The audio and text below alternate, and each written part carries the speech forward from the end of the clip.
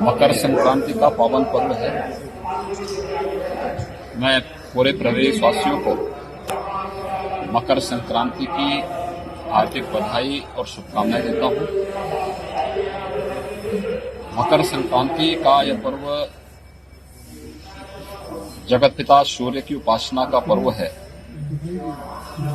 और स्वाभाविक रूप से इस चराचर जगत की प्रत्येक घटना भगवान सूर्य से जुड़ी हुई है।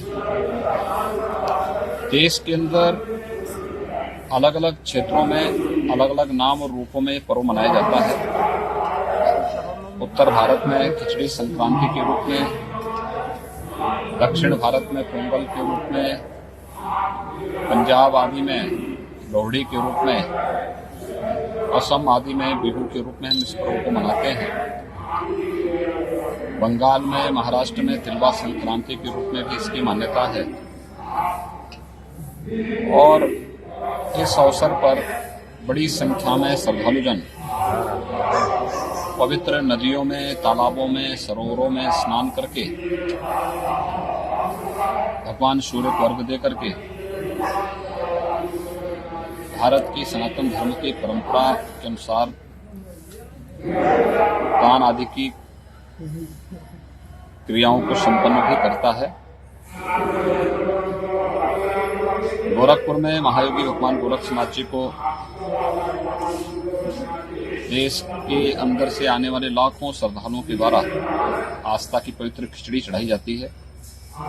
और इसी निमित्त आज मकर संक्रांति के अवसर पर यहाँ पे लाखों की संख्या में श्रद्धालुजन आकर के अपनी इस परंपरागत आस्था को व्यक्त करने का कार्य यहाँ पे संपन्न कर रहे हैं।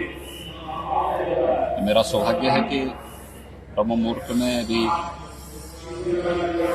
4 बजे मंदिर में पूजा आदि के कार्यक्रम संपन्न होने के बाद भगवान गोरक्षनाथ जी को पवित्र आस्था की खिचड़ी चढ़ाने का सौभाग्य मुझे प्राप्त हुआ है। हजारों वर्षों की परंपरा है। इस परंपरा का निर्वहन आज यहाँ पे किया जा रहा है। इस अवसर पे संगम तट पर प्रयागराज में और जहां भी पवित्र नदी सरोवर हैं उन सभी जगहों पर बड़ी मात्रा में श्रद्धालुजन स्नान आदि करके इस पूरे आयोजन में शामिल होते हैं।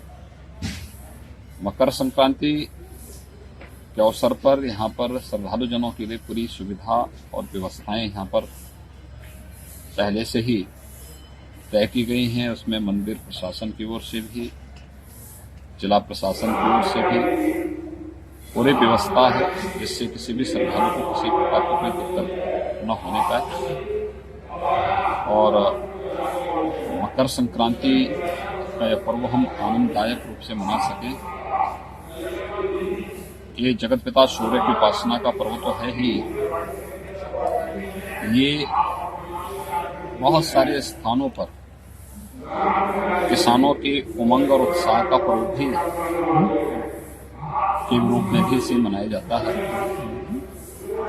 स्वाभाविक रूप से खिचड़ी का दान इस अवसर पर चढ़ाना इस बात को प्रदर्शित करता है कि हमारा जो अन्नदाता किसान है वह जब अपने मेहनत से, अपने पुरुषार्थ से खेतों से अन्न उत्पन्न करता है तो तदीयमस्तु गोविंद तुभ्यमेव समर्पये के भाव के साथ अपने इष्ट को भी उसका दान स्वरूप देता है। दूसरा, खिचड़ी एक सुपाच्य भोज्य भी है।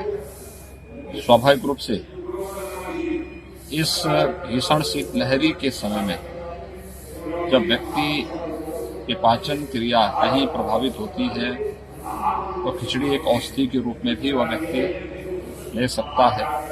और आज यह कार्यक्रम यहाँ पर मकर संक्रांति के अवसर पर भगवान गोरक्षनाथ जी को आस्था की पवित्र खिचड़ी चढ़ाने के लिए जो लाखों की संख्या में श्रद्धालुजन आज आए हुए हैं, उन सब को और पूरे प्रदेशवासियों को मैं मकर संक्रांति की हृदय से बधाई देता हूँ, अपनी शुभकामनाएं देता हूँ और विश्वास व्यक्त करता हूँ कि जो भी व्यवस्था बनाई गई है उसका पालन करते हुए सभी श्रद्धालुजन और जहां कहीं भी मकर संक्रांति के आयोजन के साथ जुड़े हुए हैं कोविड-19 के प्रोटोकॉल का पालन करते हुए वह इस पूरी व्यवस्था के साथ अपना सहयोग करेंगे।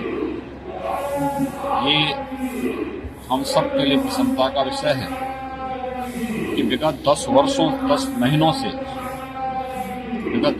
से श्रद्धालुजनों को या प्रदेश और देशवासियों को दुनिया के तमाम देशों में इस सदी की भीषणतम महामारी कोरोना से जूझते हुए मानवता के सामने जो एक संकट खड़ा हुआ था, आज उस संकट से प्रधानमंत्री मोदी जी के नेतृत्व में देश सफलतापूर्वक उभरा है। प्रदेश में भी कोरोना के केसेस में भारी गिरावट आई है। आज से 2 महीने पहले उत्तर प्रदेश में 68,000 से अधिक एक्टिव केस थे। आज यह संख्या 10,000 से नीचे आ चुकी है। और मकर संक्रांति का उत्सव हमारे लिए उत्साह से कम नहीं कि भारत ने एक साथ 2 वैक्सीन कोरोना से बचाव के लिए लॉन्च की है और 16 जनवरी से वैक्सीन भी लग रही है। लेकिन वैक्सीन एक बचाव का उपाय है। हम सबको इस बारे में ध्यान रखना होगा कि जब तक वैक्सीन को एक्टिवेट होने में समय लगेगा, हर एक नागरिक तक पहुंचने में समय लगेगा, सावधानी और सतर्कता इसके लिए बहुत आवश्यक है।